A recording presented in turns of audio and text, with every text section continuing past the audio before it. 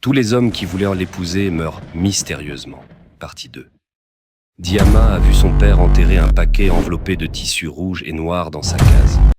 Surprise, elle resta immobile, incapable de parler, mais fait un bruit par inadvertance.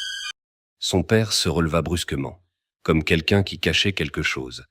Lorsqu'il a vu Diama, il lui expliqua d'un air triste qu'il a vu un marabout pour briser la malédiction qui pesait sur elle. Et ce même marabout lui a demandé d'enterrer des objets. Malédiction. Mais de quelle malédiction parle-t-il ? Se disait Diama dans sa tête. Elle remémore les paroles de Yaya, qui lui avait dit que ceci est tout sauf une malédiction. Mais elle laissa l'affaire passer, même si ses doutes la rongeaient. Les jours suivants furent très difficiles. Diama perdit l'appétit et la joie de vivre.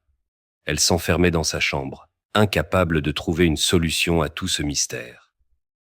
Puis un jour, surprise, Issa, son ami d'enfance, arriva au village. Après plusieurs années d'exil, il était revenu avec un sourire chaleureux. En voyant l'état de Diama, il lui demanda ce qui se passe. Diama, en larmes, lui expliqua toute situation. Pris de peine, il décida de lui faire revenir sa joie de vivre. Il passait du temps avec elle, l'emmenait se promener, lui racontait ses aventures. Petit à petit, Diama commença à retrouver goût à la vie. Mais plus le temps passe, plus Issa développa des sentiments pour Diama. Après plusieurs semaines, il finit par lui avouer ses sentiments. Diama, effrayée, le repoussa. Elle le traita de fou et lui demanda qu'il ne voie pas que tous ceux qui l'aimaient étaient condamnés à mourir. Mais Issa refusa d'abandonner. Il lui montra qu'il était prêt à tout affronter pour être à ses côtés.